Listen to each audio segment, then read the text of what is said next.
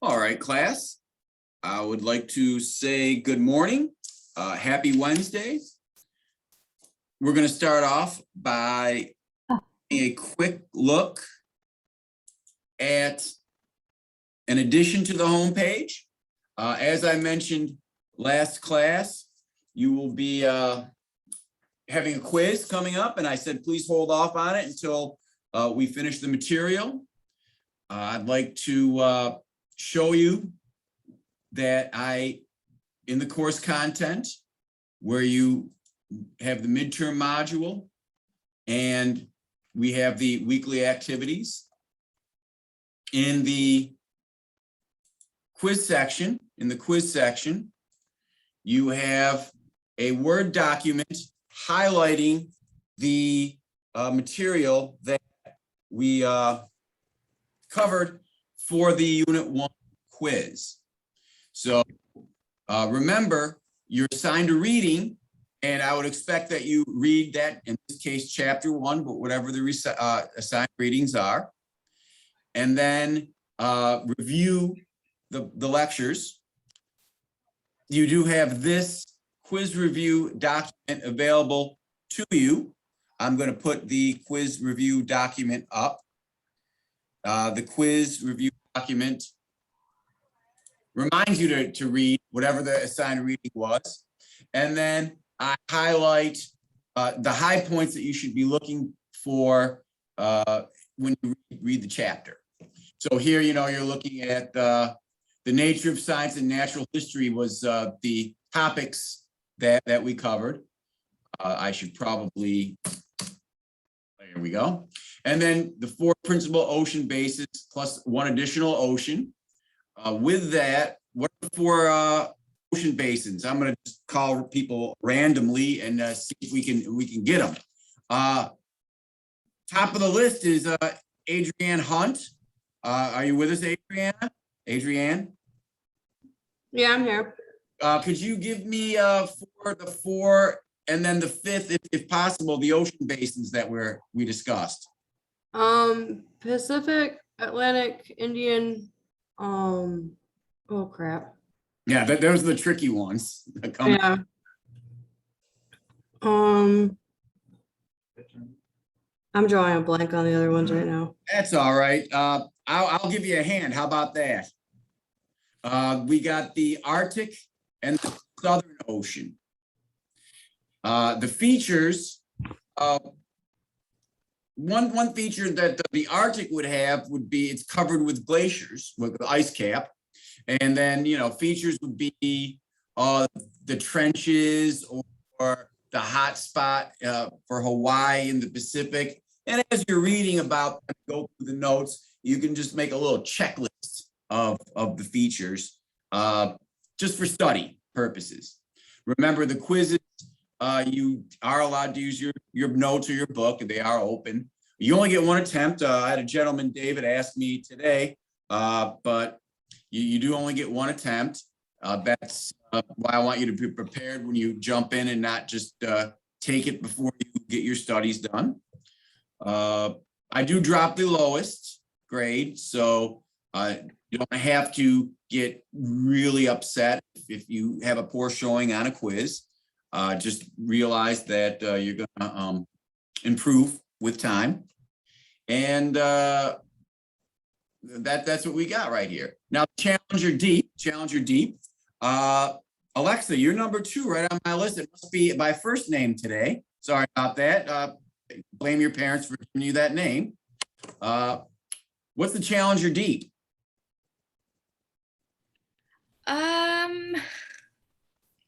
It's okay to say I don't know. Yeah, I don't know. I remember reading about it. You don't know. It is Wells. How about you? We'll try one more before I start spilling the beans. Is Challenger the deepest part of the ocean in Marianas Trench? Perfect. Yes, it's named after the ship that discovered it. Good work. Good work. Yes, Wells. You did well there. Well, you did well, Wells. I saw. All right, Brian Hart, you're up next. How much of the Earth is covered by the ocean? 71%. Oh, great. Fantastic. I wanted to ask you, if you don't mind, the question before that you were just referring to, is that exploration that found 4,417 species? Oh, goodness, you're going to catch me not memorizing numbers. It's more than 4,000 meters deep. Yeah, it's the deepest part of the ocean. I don't have the statistics memorized though, so I can't pretend to give you an exact number off the top of my head. I'd have to look it up like the rest of y'all. Sorry. I'm sorry, I just meant that was the SMS calendar, right? Yeah, the Challenger. Yeah. Okay, thank you. I thought you were asking for how deep it is. I'm like, oh, you got me on that one. Sorry. Now, as you're doing your reading, just make note of what the Polynesians, Greek, Vikings, Phoenicians, who discovered New Zealand, things like that, and the contributions by each of these scientists were. We're going to move down to the Library of Alexandria. And Carson, could you just briefly tell me what it is or where it is? Alexandria was a city, so obviously it's in Alexandria, but where is that? I was just looking in my notes because I thought that you were calling me next and I can't find it. That's all right. Alexandria is a city in Egypt, and the library housed all of the world's knowledge. It was founded by Alexander the Great, and they believed that if they had all the knowledge there, it would help. Unfortunately, it burned to the ground, and most of our knowledge was lost at that time. So things, sometimes bad things happen. Noah, Hui, and Scripps. Jake, what are we looking at there?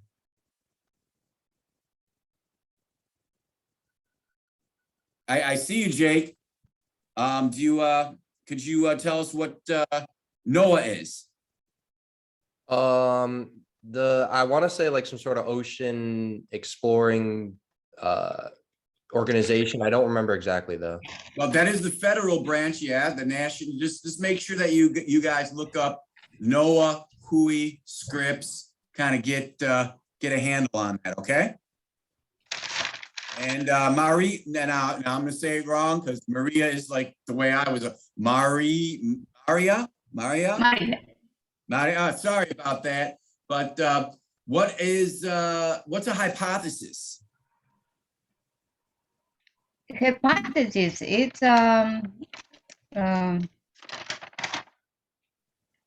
scientist decision. Can I expand on that? Help you out a little bit here. It's what scientists find, explore, and Well, I mean, you wrote a hypothesis for your flow chart, and and I don't know if you were being a scientist at the time. Maybe you were. yes. A hypothesis is your educated guess as to the answer of what you're exploring. And remember, it's written as an if-then statement, and it's clear and testable. Yeah, but this says in book says if it's person make a hypothesis, it's like his decision, like what person find. But if it's scientist, it's like rules. It's Not quite. I mean, you're going to move on to the next step, which might be more of what you're thinking, the theory. And for that, Jalen, I'm going to touch upon you. You got the theory for me? Theory. I was trying to look for it on my notes. Okay, well, what Maria was talking about was scientists. They accept. It's not necessarily the rules because they're always changing, but it's something that's been tested, accepted by scientists for the most part, and that's what the theory is. Hypothesis that has been tested over and over and over again can be considered a theory. Something like evolution is faced a lot of scientific scrutiny. It's subject to change with new evidence, but that would be what a theory is something that has stood up to the scientific scrutiny. And lastly, the law, which even might be more what Maria was referring to as the rule. The law have definite mathematical computations. They occur without exception. They're clear, they're measurable. The law of gravity, you can measure gravity. Newton first described it, that the force of gravity equals a constant times the mass of the two objects over the distance between their centers squared. You know, there are definite formula solutions for. So the difference between the hypothesis, the theory, and the law, where the hypothesis is untested, the theory has stood up against the tests, is generally accepted, and then the law is just occurs without exception, mathematically explained,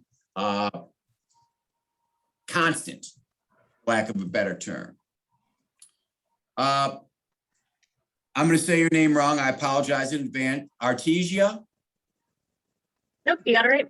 Oh, man, I'm on a roll today. Now, beliefs. How come you can't test beliefs with the scientific method? So you can't prove or disprove beliefs. So there's nothing to test. You can't make a hypothesis. Correct. I don't know. You got the hard one, but you nailed it. Thank you. Maria, not Maria, but Maria Romero. You're the next victim. I apologize for that, but how about the nebular hypothesis? Could you just, in a couple of sentences, tell me what that means?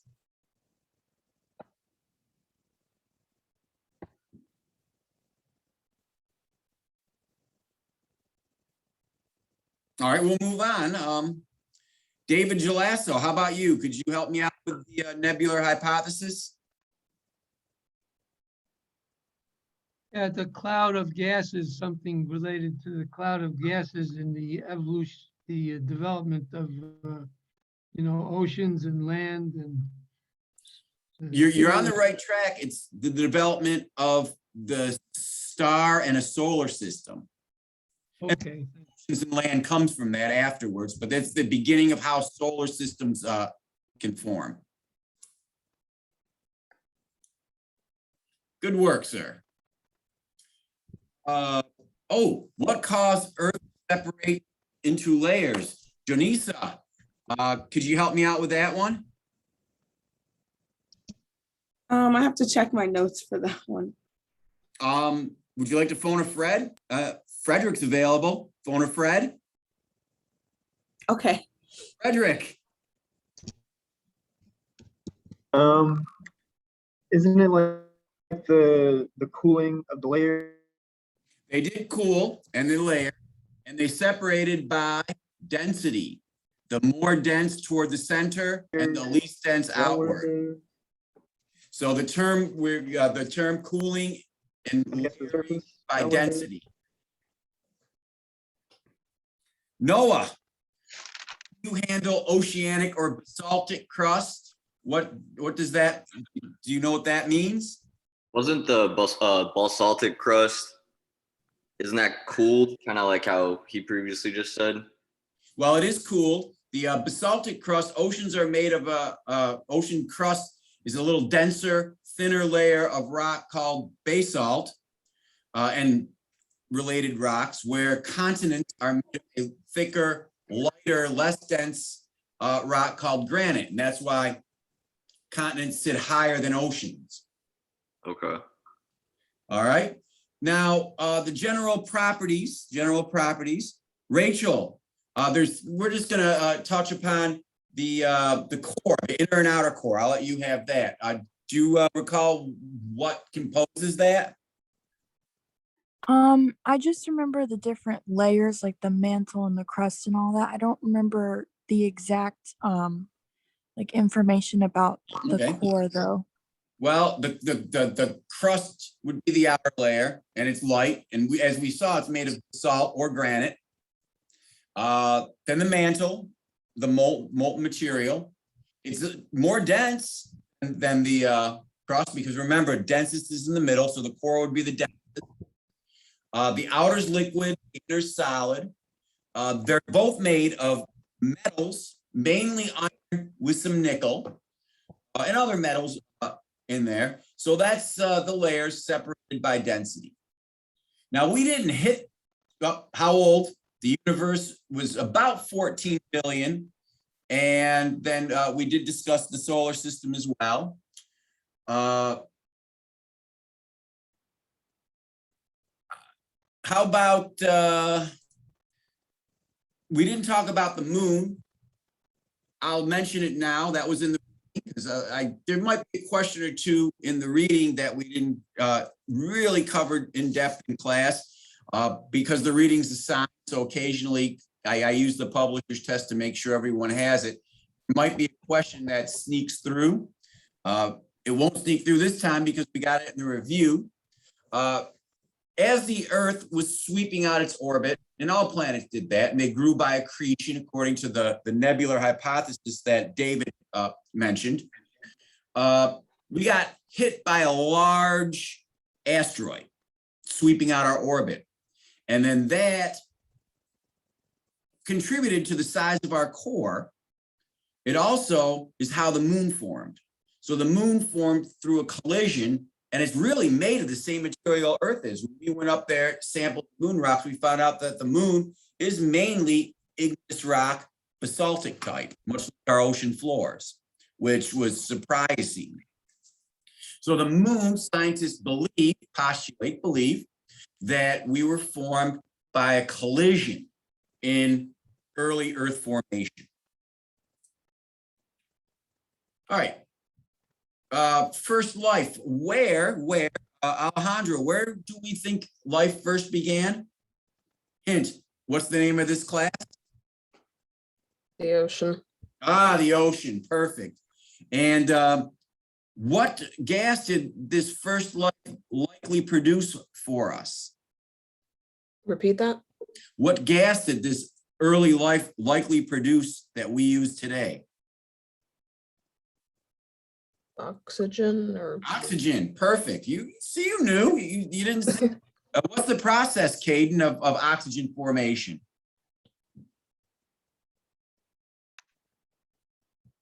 Honestly, I'm not entirely familiar with that. Okay. Chandler. Question, sir. The process in which plants form oxygen is called? Oh my God, is it photosynthesis? Perfect. Yes. Photosynthesis. So life originates in the oceans. It's photosynthetic. We get our oxygen. And now here's just a memorization question, but we're going to learn it. I might say it wrong.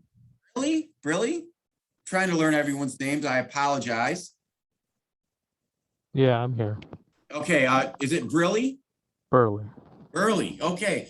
About how many billion years ago did we become considered oxygen rich? About 3.2. You're thinking about the earliest life. It's about 2.5 that we became rich in oxygen. Oh, okay. That's good though. We got the review. That's why we're running through it so we can dot our I's and cross our T's. Well, I'm sorry. Which these questions? What the answer on which questions? I'm not sure what you're asking. What from our list of review quiz? It discusses the general property of each layer. What we're talking about? Right now we're down here on when did the Earth become oxygen rich? And Okay, sorry. Yeah. All right, the Great Dying was covered, discussed in the text. It marked the end of the Paleozoic era. About 90% of Earth species died. We attribute it to climate change brought on by volcanic activity, sudden and abrupt by plate tectonics, There's a lot of flood results and stuff. So make sure that you read about that. 90% of the sea life ended. It's also referred to as the PT boundary, Permian Triassic boundary, or the Great Dying. We're all familiar with the KT boundary, another mass extinction that the dinosaurs died in. I mean, that's fairly famous. That the asteroid impact that ended the dinosaurs and ushered in the Cretaceous. That ended the Cretaceous and ushered in our Cenozoic era. The last review question is just how do scientists determine the age of, they say, a geologic artifact? And we have one person left on the list, Hayden. So Hayden, you are they save the best for last, right?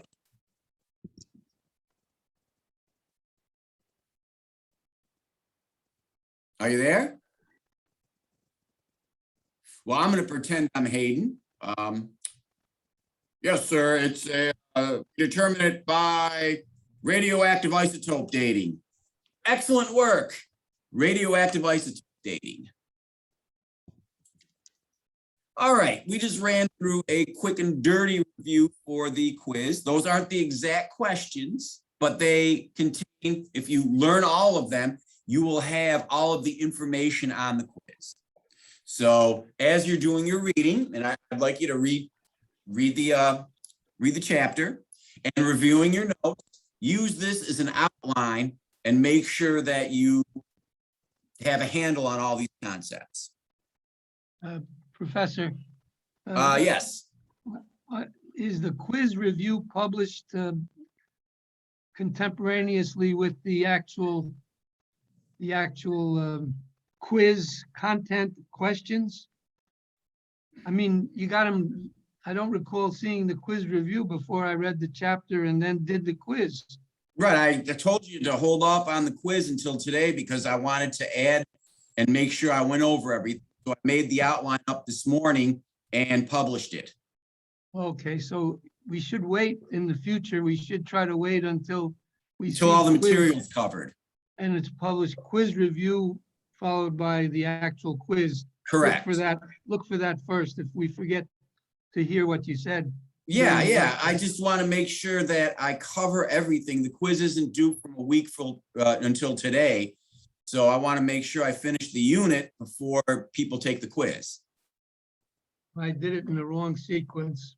That's okay. I dropped the lowest quiz grade anyway, and so you'll be fine. I'm an audit. It doesn't really matter. Okay.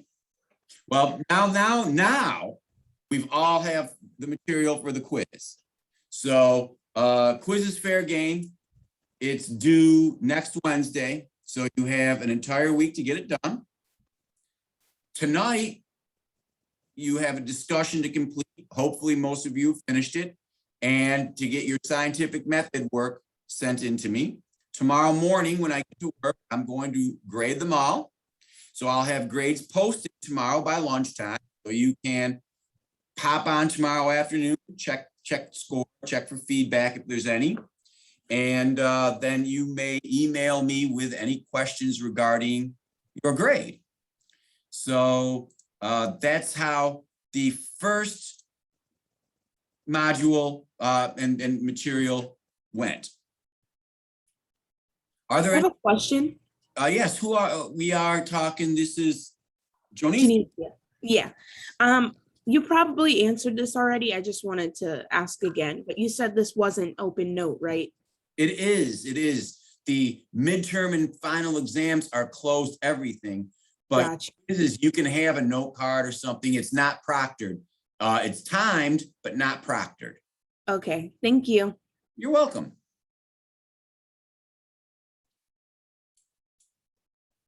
All right, we are going to begin our next topic.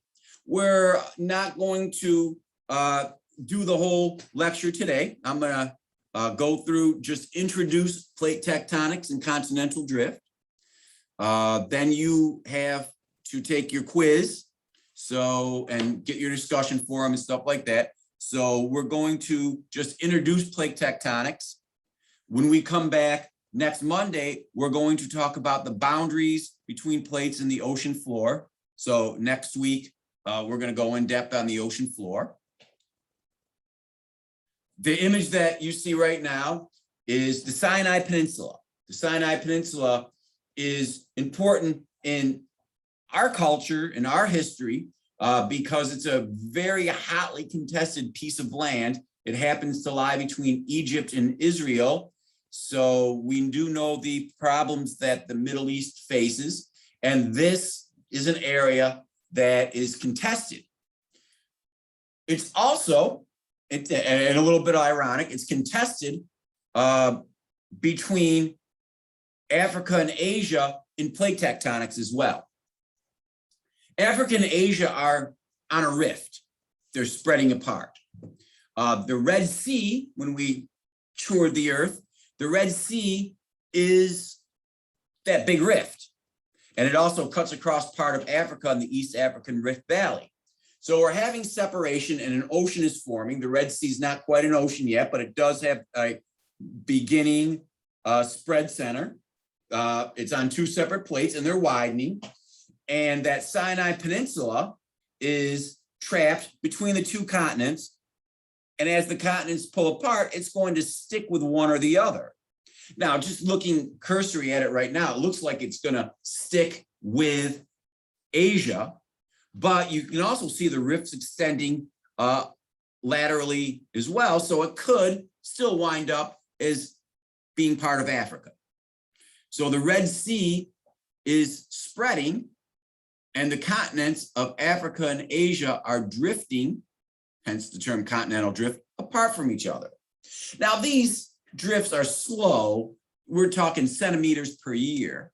They are measurable from satellite technology. We can measure the speed very accurately, but they take millions of years for oceans to form. For instance, the Atlantic Ocean is vast, but it's taken 200 million years to become that vast. Florida, much like the Sinai Peninsula, was trapped between two continents, the North American plate and the African plate. And you know that it's stuck with North America, but we have a lot of African basement rock in Florida. So Florida is kind of a unique place, like the Sinai Peninsula is going to be a unique place as well. But continental drift was first proposed in 1912 by a climatologist by the name of Alfred Wegener.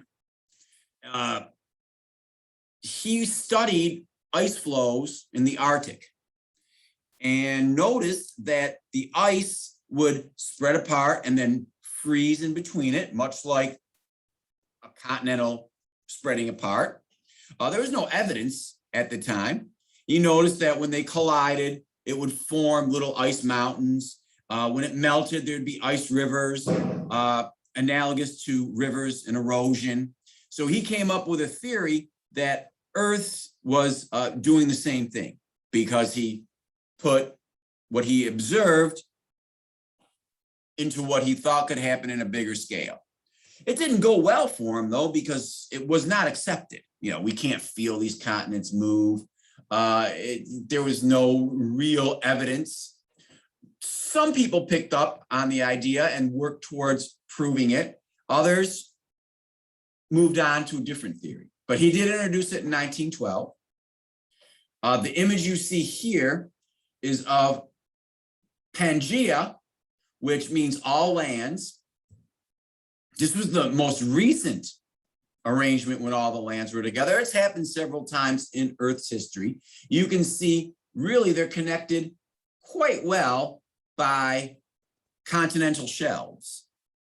When we briefed ourselves on the ocean, we learned that the ocean, the continents often extend miles, even hundreds of miles offshore because of the rise and fall of sea level due to glacials and interglacials.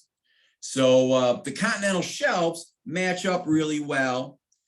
This is called a jigsaw puzzle type evidence because, you know, it fits together like the pieces of a puzzle. When we study other evidences, we notice that mountain ranges fall along these same lines, and fossils and ancient climates. So there's a lot of different evidences, if you will, contributing to this theory. The proof was found when we did deep sea cores and matched what's called magnetic stripes. When minerals cool and form rock, the magnetic minerals in them, the metals, align themselves with Earth's poles. Now, as you're spreading, you're getting equal alignment on each side, and as magnetic field shifts, they shift. So when you take deep sea cores from a mid-ocean ridge, you find matchers on each side. You can use that to determine how fast they're spreading, where the Earth's magnetic field was.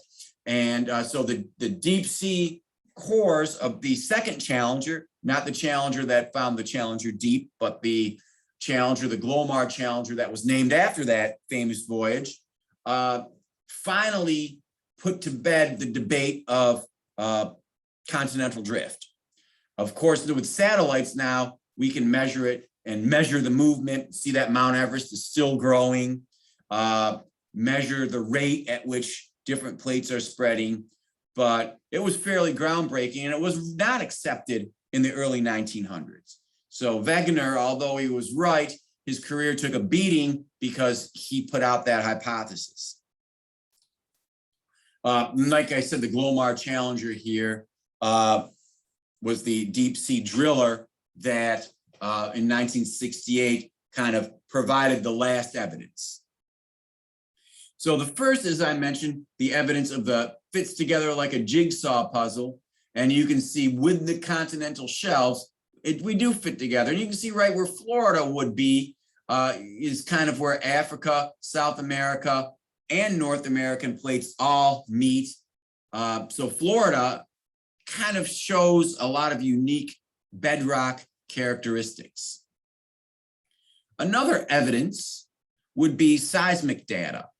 And we're looking at over 70% of all seismic activity occurs at plate boundaries, where you can trace. Now we have, like here, you can see Hawaii, that's a hot spot. So there's seismic activity there.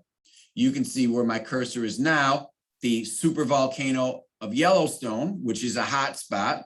We'll discuss what that is in a little bit, but there's seismic activity there. But most of the seismic activity occurs on these plate boundaries. Plate boundaries are called faults. So a fault is a plate boundary. We can trace out the plates. Now the major plate, the Pacific plate, and then you have a couple broken pieces, the Cocos plate. There's the Juan de Fuca plate up here. So the Nazca plate. So these plates are dynamic. Where my cursor's tracing now, those are the Andes, and this plate is sliding under the South American plate, so there's uplift. Here's the Cascade Mountains and that Juan de Fuca plate sliding under the North American plate, so there's uplift. Here you're having spreading, so new crust is being created along this and along our ocean ridges. And next week, when we talk about these boundaries, we're gonna put their names divergent, convergent, and transform, and view various examples. Another evidence of plate tectonics is the age of the ocean crust. And you can see here in this image, it's believed that mantle convection powers plate tectonics. Energy is transferred three ways: radiation, conduction, and convection. Now, radiation, electromagnetic radiation, spreads out. It's waves traveling. You can even have radiation in a vacuum. Conduction is direct contact. You know, if you put a stove and you set a pot on the stove and that pot heats up, it's in direct contact, and you lift the pot up and move it away. There's no more direct contact. And then convection is how energy moves in a fluid. Energy causes the fluid to change density and flow. Air is a fluid. Anything that flows is a fluid. So you think liquid, but air is a fluid. So wind is air convection. When you heat water on the stove, you get, before it boils, you get the convection. Convection oven powers air and heats. Well, the mantle, it's hotter down here by the core, cooler up top. You get these flows of heat, and then it cools and sinks, and that's what convection is. So your hot spot is where that mantle's upwelling, be it at a ocean ridge, or where Hawaii is, the hot spot, or where Yellowstone is under a continent, the hot spot. Mantle upwelling, a mantle plume, as you would call it, causes the hot spot. So Earth's oceanic crust is being created at the spreading centers, the ocean ridges, and destroyed at areas where you have subduction, be it continental margins, where you have your mountains, or ocean to ocean collision, where you have island arcs like Japan. And that, the age of the ocean sediments, which only date back a couple of 100 million years, there's no ocean sediments older than that, where continental sediments date back billions of years, was used as an evidence of plate tectonics, because the ocean is young, the floor is being created and destroyed constantly. The magnetic stripes, the drilling that I mentioned, the Glomar Challenger discovered when it did its drills, show how the land is spreading and new ocean floor is being created at these spread centers. It also traces paleomagnetism. Now, being Earth is a spinning ball with a liquid center, you get polar wandering, and you can trace the movement and actually the flipping of Earth's magnetic field. That all points to a dynamic Earth toward plate tectonics. The fossil evidence associated with plate tectonics are these rare fossils, these plants and animals extending from Australia to Antarctica, South America to Africa, and they match up on these coasts where it appears the jigsaw puzzle would have fit. You also have ancient climates and ancient glaciers matching up on these same ancient fault lines. Not only that, but you have mountain ranges like the Appalachians going right across Britain and into the Caledonian, matching up on these ancient fault lines as well. So all of this evidence was accrued until the late 60s, when it was finally accepted as a scientific theory. Now, remember, theories are generally accepted, supported by evidence, but they can change based on new discoveries. So every time we discover something else, we adapt our theory a little bit. So there's an image of ancient Pangaea, all lands. Rodentia was an earlier Pangaea type landmass, so it happens from time to time. When this was the last one, now we started to get some separation. The first separation was Laurasia from Gondwana. The ancient ocean was called the Tethys Sea. Now it's the Mediterranean. It's almost closed off. We mentioned that the Tethys Sea and the Pacific Ocean were our two oceans. The Pacific Ocean is shrinking right now, but it's still the largest feature. The Tethys Sea is almost gone. That's what we have left of the Mediterranean Sea. The Atlantic Ocean was formed, much like the Red Sea is forming now. So over the past 200 million years, we went from this to what we have today. But it did take 200 million years, so it's the slow aggregation of centimeters per year change. Here's Earth tectonic plates. This map shows what we have today. I'm going to run through this map with you, and then I'm going to dismiss you to do your test and clean up your work, get everything turned in, because usually you do a quiz during class time. So I try to give you time at the end of class to complete your work. But here's your major plates. Your hot spots are the yellow dots, mantle plumes, upwelling of magma. Here in the middle of a plate, you have Hawaii. Here in the middle of the plate, you have a supervolcano, Yellowstone. Now, they both erupt. One has to erupt through thick granitic rock, so it takes millions of years for the pressure to build up. And when you have eruptions on granitic rock, they tend to be explosions. Here, you have thin oceanic basaltic crust with a different melting point. When they erupt, they form what we call shield volcanoes, which are really big, but they don't explode as violently. The lava flows and it creates a volcanic island. So, you know, they're similar processes, they just occur in different areas and have very different results. The areas marked by these flags and shaded in dark are subduction zones.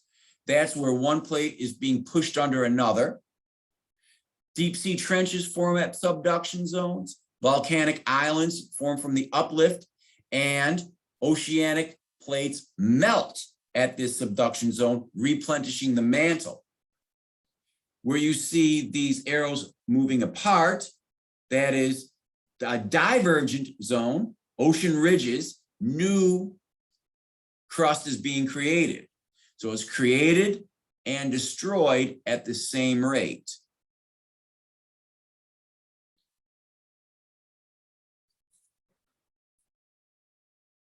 We're going to pick up with this map Monday and continue by going through all of the different types of faults and introducing the ocean floor.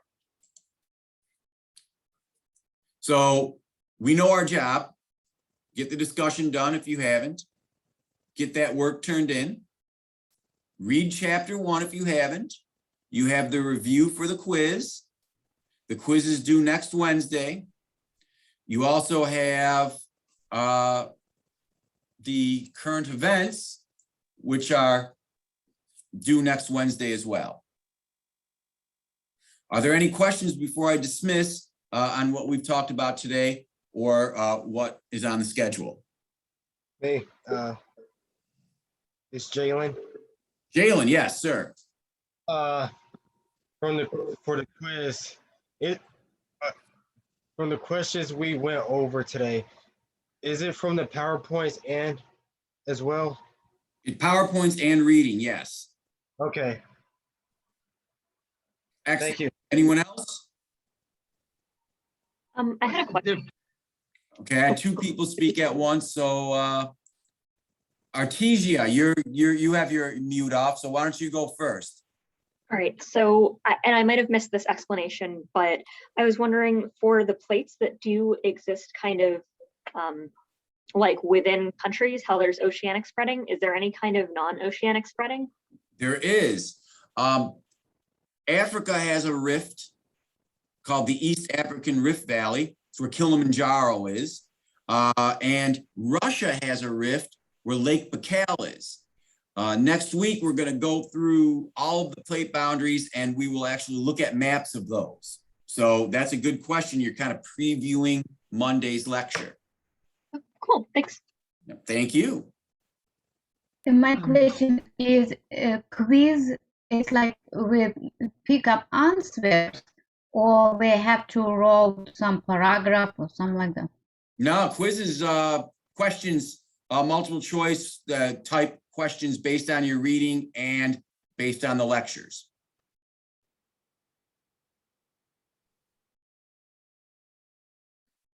Professor, could Yes. you define what is the difference between a module and week 1 through week 8 versus? The program we use, my courses, calls modules units. So a unit and a module is an interchangeable word. The program we use just happens to call everything modules. So is a module include weeks 1 through 8, or is module define week 1 or week 2? It doesn't really, the midterm module is the first 8 weeks. The quiz covers the first 2 weeks. So, it's kind of a unit within a unit. Semantics, if you will. All right, I'll try to start. Anyone else? All right, well, I wish everyone good work. Thanks. Thank you. Thank you. Thank you. Have a nice day. You do the same. Thank you. Have a good one.